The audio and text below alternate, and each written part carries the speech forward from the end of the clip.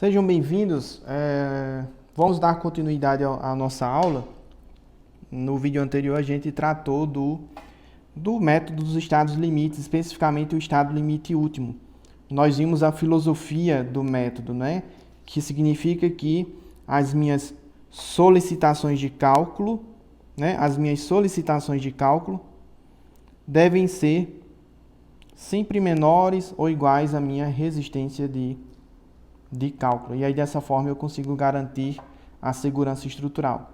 E aí, a gente pautou boa parte do vídeo anterior sobre como nós obtemos, né, os valores de cálculo das ações, certo? E como é que é feita a combinação de ações. Então, vamos dar continuidade a esse critério como é que é feito essas combinações de ações, né? Combinações de ações. Então vejam só, na aula passada eu mostrei para vocês que eu obtenho os valores de cálculo das ações da minha estrutura por meio de um somatório de todas as ações que atuam na minha estrutura, desde que elas tenham uma probabilidade, né, aceitável ali de agirem simultaneamente e de maneira também a obter o valor mais desfavorável possível, né? O efeito mais desfavorável possível na minha estrutura.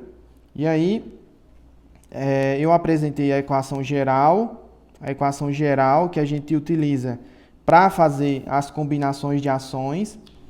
Especificamente, aqui na disciplina a gente vai tratar somente das combinações no estado limite último normais, tá? Que são as combinações de ações que levam em consideração as ações que atuam que tem a probabilidade de atuar simultaneamente ao longo da vida útil da edificação, certo? Existem outras combinações de ações últimas, eu não vou tratar aqui no componente curricular, porque a gente não acaba nem utilizando, não para o nosso escopo aqui do componente. Então, a gente acaba frisando bastante somente no uso das combinações normais. Então, vejam só, nas combinações normais, nós temos aqui a parcela das ações permanentes, a parcela da ação variável principal e a parcela das ações variáveis secundárias. E como vocês viram no vídeo anterior, nós temos aqui um somatório nas ações permanentes, ou seja, fica implícito nessa equação que nós podemos ter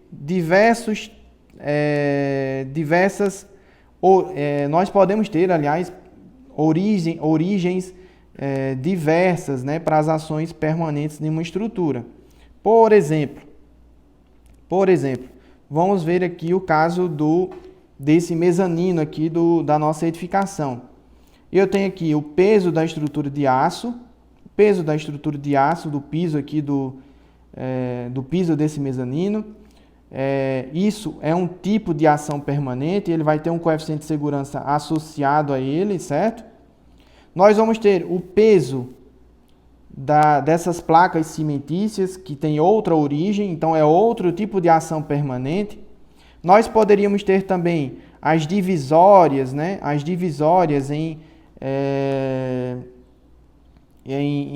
gesso ou em acartonado, e aí seria outro tipo de ação permanente, mas de maneira geral a gente pode tratar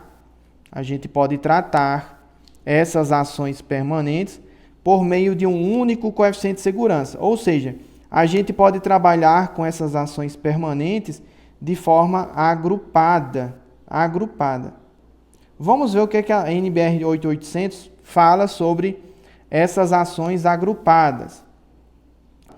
Nessa tabela 1, lá na NBR 8800, no item, lá embaixo no rodapé da tabela, né? No item C, a norma coloca isso aqui, ó, nas combinações normais, que são aquelas combinações de ações para o estado limite último, as ações permanentes diretas que não são favoráveis à segurança, e a gente já viu o que significa uma ação permanente ser uma ação favorável, né? Ou seja, é quando ela tende a diminuir o efeito que você procura, um determinado efeito de cálculo, pode ser um momento fletor, pode ser um esforço de tração, um esforço axial, né, de tração ou de compressão, enfim. Então, se as ações permanentes diretas que não são favoráveis à segurança nas combinações normais, elas podem opcionalmente, não é obrigação, ser consideradas todas agrupadas, com coeficiente de ponderação igual a 1,35, desde que as ações variáveis decorrentes do uso e ocupação sejam superiores a 5 kN por metro quadrado. Ou seja, eu vou usar um coeficiente de segurança único para o meu gama Gzinho, desde que a minha carga acidental de uso e ocupação seja maior do que, maior ou igual a 5 kN por metro quadrado. Obviamente que essa situação em que a carga variável é maior do que 5 kN por metro quadrado, são situações específicas, por exemplo, sala para dança, auditórios, enfim, ambientes com maior incidência, maior ocupação de maneira geral. Ou, em outra situação, a gente pode usar um gama G igual a 1,4, agrupando todas as ações permanentes, quando as ações variáveis forem menores do que 5 kN por metro quadrado. As ações variáveis que eu estou citando aqui são as ações variáveis decorrentes do uso e ocupação da edificação. Da mesma maneira, aqui, nas ações variáveis secundárias, que estão agrupadas aqui nesse segundo vagão da nossa equação, no terceiro vagão, aliás, nós temos a nota aqui de rodapé da letra D, que a norma coloca assim, nas combinações normais, se as ações permanentes diretas que não são favoráveis à segurança forem agrupadas, as ações variáveis que não são favoráveis à segurança podem opcionalmente ser consideradas também todas agrupadas, com coeficiente de ponderação igual a 1,5. Ou seja, eu poderia, naquela parcela das minhas ações variáveis, multiplicar todas elas por 1,5, ao invés de adotar um coeficiente de segurança específico para cada ação variável. Isso deve ser feito quando as ações variáveis decorrentes do uso e ocupação forem superiores a 5 kN por metro quadrado. No caso contrário, a gente usa 1,4. Perceba que é algo bem parecido com o que está na nota C, bem parecido. E aí, para resumir a história, é o seguinte: se a minha ação variável na minha edificação for menor do que 5 kN por metro quadrado, 5 kN por metro quadrado, nas minhas combinações normais, as minhas ações permanentes e variáveis podem ser agrupadas com um único coeficiente de segurança igual a 1,4. Tanto o meu gama G como o meu gama Q vão valer 1,4. Se as ações forem maiores, as ações devido ao uso e ocupação. Se as minhas ações variáveis, aliás, na nota D aqui, quando a norma fala de ações variáveis, ela não cita que são devido ao uso e ocupação. São todas as ações variáveis juntas, Todas as ações variáveis juntas. Então, se todas as ações variáveis juntas são maiores do que 5 kN por metro quadrado, então o coeficiente de ponderação é 1,5 para as ações variáveis. Se todas as ações variáveis são menores do que 5 kN por metro quadrado, então o coeficiente de segurança das ações variáveis é 1,4. Certo? Então, com frequência, a gente vai agrupar as ações permanentes, tá?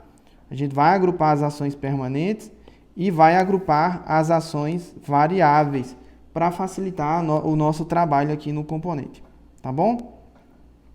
Então, vamos ver aqui o exemplo aqui, é apenas um caso bem simples, que é o seguinte: imagine que vocês estão dimensionando essa viga aqui do piso desse mezanino. Sobre ela nós temos uma carga devido ao uso e ocupação.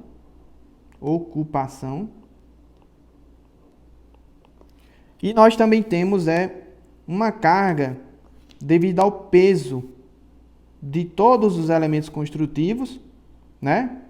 Seja o acartonado aqui do piso, a placa cimentícia, por exemplo, seja possíveis divisórias que venham a existir no ambiente em si, e assim por diante, como também o peso da estrutura de aço, né? Se a gente pegar aqui o peso de todos esses elementos que compõem o piso, todos eles, e dividir pela área em planta do pavimento, eu vou obter a carga por metro quadrado, né? A carga por metro quadrado devido ao peso da minha estrutura de aço.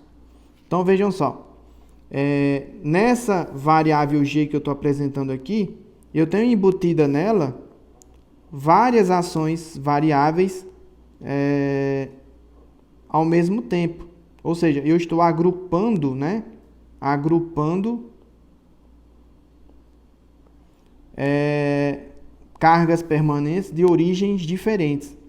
Então, se eu estou agrupando essas ações permanentes, desde que a carga no ambiente, né, a carga variável de uso e ocupação, seja menor do que 1,5 kN por metro quadrado, eu posso utilizar aqui, ó, um coeficiente de segurança de 1,4. Então, para essas ações permanentes, o coeficiente de segurança delas seria de 1,4 a princípio, né? 1,4. Ah, professor, mas eu quero tratar do coeficiente de segurança da estrutura do peso da estrutura de aço separado do peso do acartonado. Quero fazer dessa maneira. Tudo bem. Se você for fazer dessa maneira, né? Ó, lembre que estou procurando aqui, ó, peso de estruturas metálicas, né? O peso da estrutura de aço em si. O coeficiente de segurança é 1,25. Aí eu quero outro coeficiente de segurança para os outros componentes construtivos em geral, né? No caso aqui, ó, peso próprio de estruturas moldadas no local, não. Peso próprio de elementos construtivos industrializados com adições em loco, que seria o caso da placa cimentícia. O fator de segurança dele seria de 1,4. Então você teria 1,25 para o peso da estrutura de aço e 1,4 para a placa cimentícia do piso. Obviamente que é bem mais fácil se a gente considerar todas essas ações permanentes agrupadas, multiplicadas por um único coeficiente de segurança.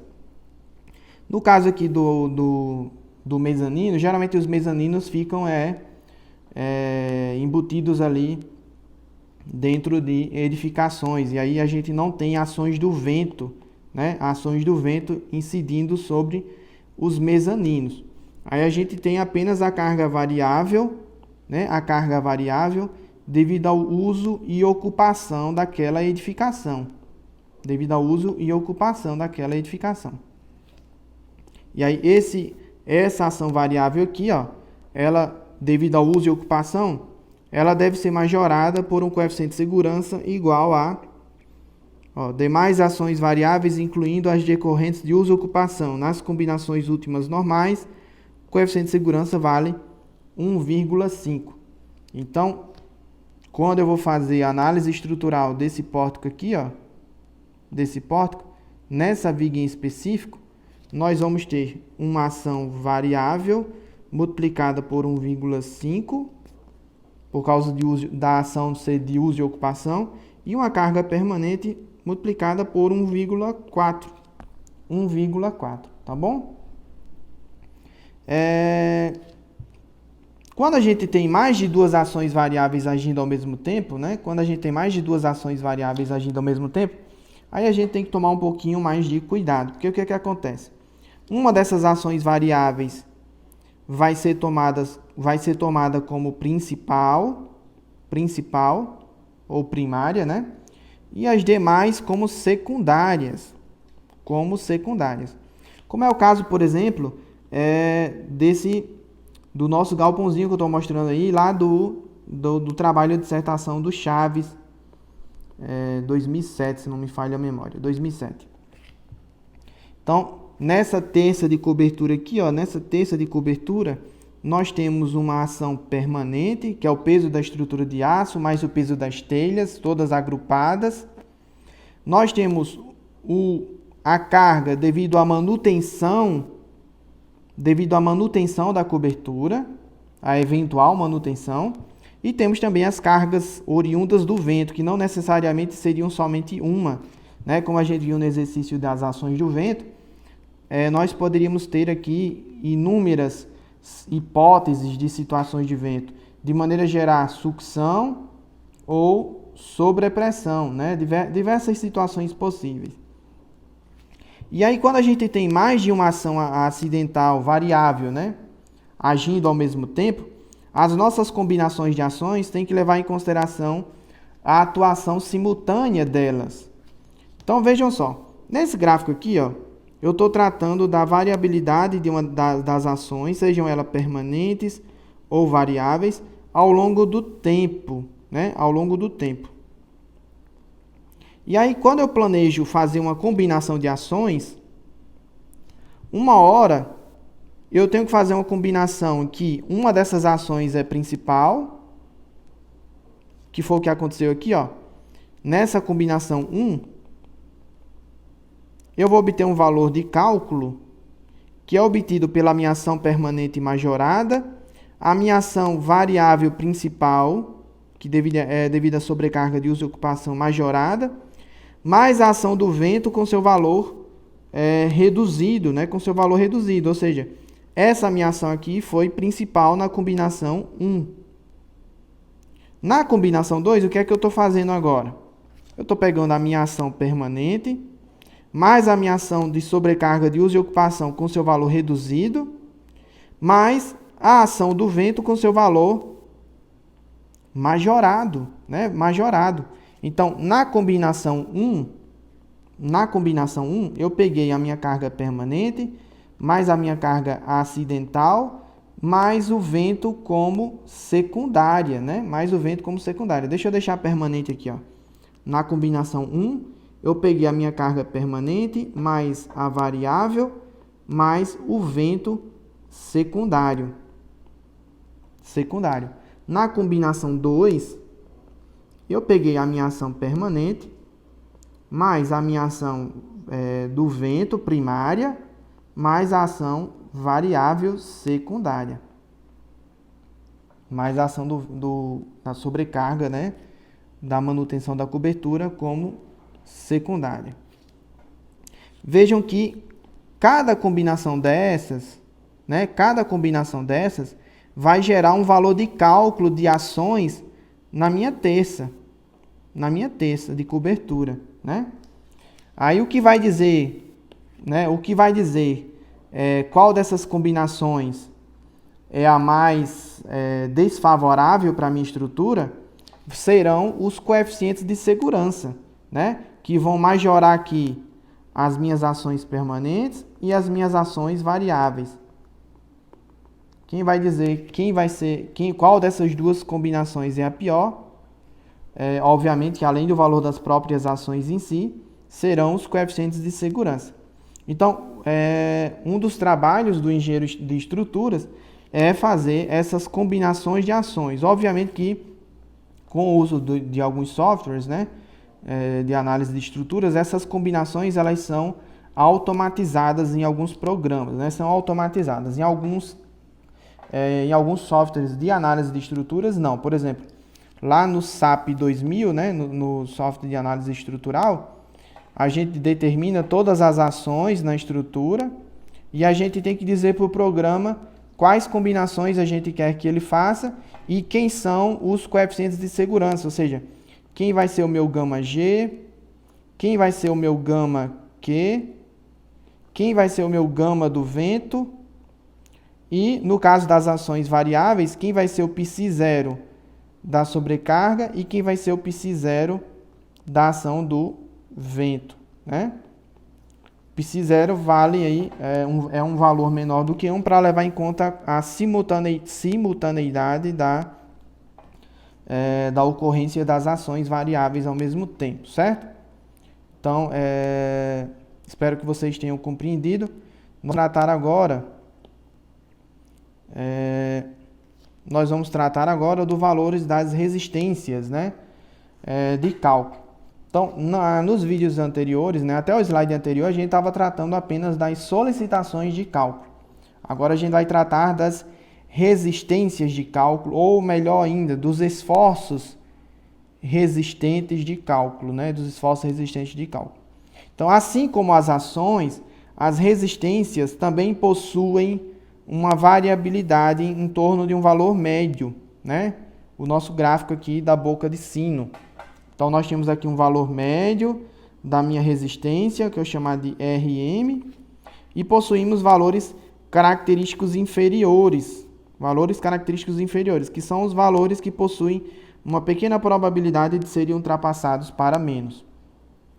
E aí, como é que eu obtenho a minha resistência de cálculo para seguir lá na minha equação do estado limite último? Né? Na equação do estado limite último, eu quero que a minha solicitação de cálculo seja menor ou igual à minha resistência de cálculo. A gente já viu como é que a gente determina a solicitação, agora eu quero saber como é que eu determino a resistência de cálculo. Então, a minha resistência de cálculo vai ser a minha resistência característica, que tem uma pequena probabilidade de ser ultrapassada para menos, minorada por um coeficiente de segurança associado ao tipo de ruptura daquele material, né? E ao material em si também, tá? Ao material em si também. Então, lá nas solicitações, a gente majorava, né? Majorava as ações características. Aqui nas resistências, a gente minora, né? Ou seja, a gente divide a resistência característica por um coeficiente de segurança, que é um número maior do que 1, né? Maior do que 1, certo? Lá na INBR 8800, vocês vão encontrar na tabela 3 esses coeficientes de segurança dos materiais. No caso do aço, né? No caso do aço, a norma chama de gama A. Aí nós vamos ter dois tipos de gama A. Temos o gama A1 e o gama A2, tá? Dois coeficientes de segurança associados ao aço estrutural. Para quem já pagou concreto armado 1, vocês já devem ter visto os coeficientes de segurança gama C, que a gente usa para o concreto, lá nas estruturas de concreto armado, certo? E o coeficiente de segurança do aço, que a gente usa lá no concreto armado, né? Lá no concreto armado. No caso, o CA50, o CA25, o CA60, né? CA60. Mas, relembrando, isso aqui é lá para concreto, né? Concreto armado. Como a gente está aqui em estruturas de aço, ou seja, a gente está trabalhando com aço estrutural, o que interessa para a gente nessa tabela é essa parte aqui, ó. É essa parte aqui. Então, nessa parte nós temos dois coeficientes de segurança para o aço estrutural. Obviamente, relativos, né, às combinações do tipo normais. Eu estou sempre frisando com vocês que a gente vai utilizar apenas as combinações últimas normais. Então, eu tenho aqui, quando eu estiver determinando um estado limite último da minha estrutura, em que provoca escoamento, flambagem ou instabilidade da minha estrutura, então o coeficiente de segurança associado ao meu material vai ser de 1,1. 1,1. Mas quando eu estiver me referindo a um estado limite último que provoca ruptura do meu material, né? Ruptura, e aí vem aqui o sentido frágil da palavra. Ruptura significa realmente vem da palavra romper, né? Ou seja, uma ruína brusca do material. Então o coeficiente de segurança é um pouquinho mais elevado, 1,35.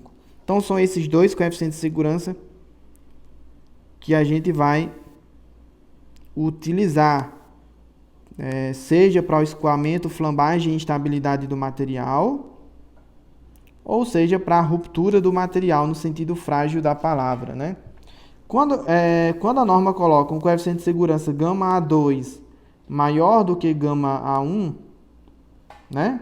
Significa que ela está querendo conferir de forma artificial uma maior segurança aos estados limites últimos que estão associados à ruptura do material, justamente porque há, de certa maneira, do ponto de vista experimental, maiores incertezas nos modelos que a norma possui para o cálculo da resistência das peças quando se trata de ruína por ruptura. Então, toda vida que os modelos de cálculo possuem incertezas maiores para o cálculo da resistência de um elemento, né, quanto maiores são as incertezas com relação àquele modelo de cálculo, maiores são os coeficientes de segurança. Quanto maior a confiança que você tem em um determinado modelo estrutural, né, menores são os coeficientes de segurança. Então, aqui vocês acabam tendo dois tipos de coeficiente de segurança dos materiais. Nos vídeos posteriores, eu vou apresentar para vocês a resolução de 3 exercícios, né, 3 exercícios para a determinação das ações de cálculo no estado limite último, segundo as combinações normais, tá? Nesse exemplo 1, nós vamos tratar do cálculo das ações da determinação das ações de cálculo para uma viga pertencente a um mezanino. No exemplo 2, nós vamos determinar as ações de cálculo para as barras de uma treliça, de uma cobertura em balanço de um supermercado, tá? E no exemplo 3, nós vamos determinar as ações de cálculo, melhor ainda, os esforços de cálculo para a base de um pilar, de um pórtico de um mezanino, tá? De um pórtico de um mezanino. Algo bem simples. Então, nesses 3 exemplos, nós vamos colocar em prática toda essa parte de combinação de ações para o estado limite último. E aí vocês vão poder ficar consultando, né? Principalmente, ficar consultando os valores dos coeficientes de segurança, tá? Os coeficientes de segurança para as ações permanentes e variáveis, quando elas puderem ser agrupadas, né? Quando esse for o caso. Consultar também a tabela 2, tá? E a tabela 1 lá da NBR 8800. E aí eu peço que durante a resolução dos exercícios, né, enquanto vocês estiverem vendo o vídeo, fiquem com a NBR 8800 em mãos, né, para ficarem fazendo consulta e verificando os valores que vão ficar sendo dispostos ao longo da resolução, tá bom? Quaisquer comentários sobre aí a apresentação do vídeo, peço que vocês deixem aí embaixo, deixem o seu gostei ou não, né? E façam a sua parte, busquem a bibliografia básica, aprofundem o seu conhecimento. Abraço a todos e fiquem com Deus.